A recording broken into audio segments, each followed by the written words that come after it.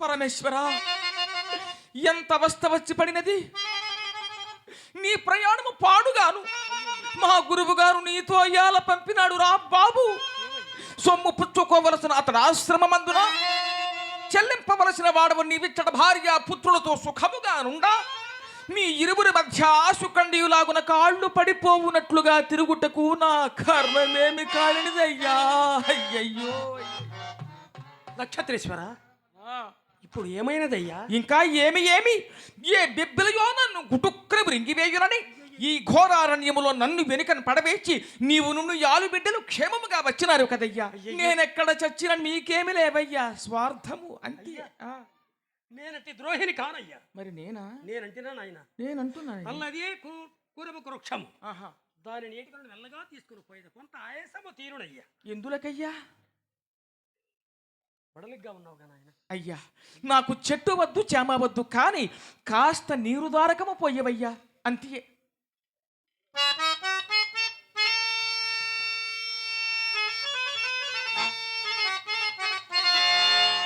పరమేశ్వర,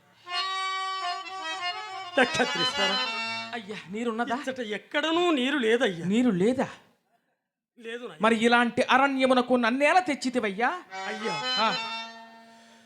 స్నేహము కుదరక మున్ను ఒక్కొక్కని గుణాగుణము వలని తొలుతరాగిది నిజ్జల స్థలమని తెలిసినది కాదయ్య. ఓహో, అవునవును. ఏ పెద్ద పిల్ల నోటికైనా పడి బ్రహ్మచారి కాస్త చచ్చినచో మన అప్పడుగు వాడు ఇక ఉండబోడు కదా అని ఎంచి నన్నిచ్చడికి ఈడ్చి తెచ్చిన మాయోపాయము నీకు బాగుగా తెలియను గాని మరి ఏమీ తెలియదయ్యా. నిష్ఠూరపు మాటలాడుకోమయ్య. నిజమాడినా నిష్ఠూరమే. మరి పోనిందైనా నీరు దొరుకునేమో పోయి వచ్చేదాన్ని. మెల్లగా రమ్మునాయి. అది మాట. అలాగైనా చూచి గట్టిగా పట్టుకోవయ్యా. మొత్తుగా సొత్తు ఇడుగుపోయినదయ్యా, వాడిపోయిన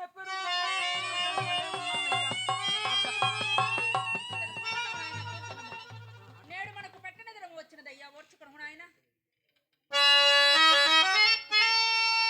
దేవి, ఎక్కడి సంపదలు, ఎక్కడి సౌఖ్యములు దేవి.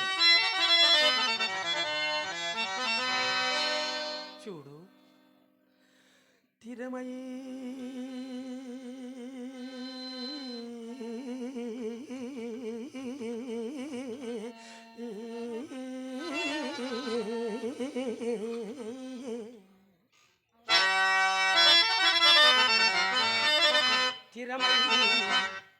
సంపదలల్లా వెంటను కరిగిన్ సాగిరా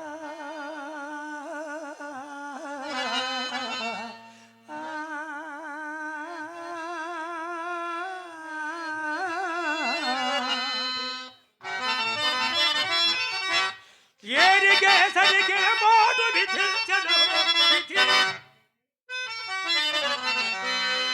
అది అవశ్య ప్రాప్యంబు అద్దాని నెవ్వరు తప్పించెదరు.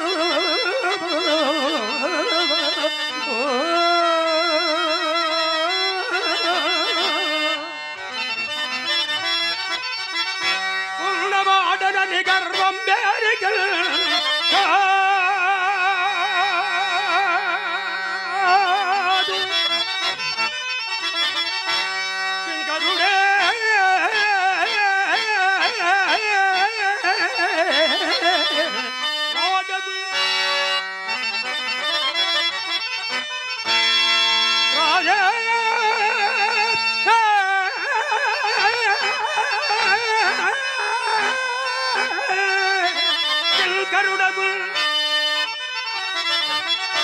అది అది కాలానుకూలంబుగా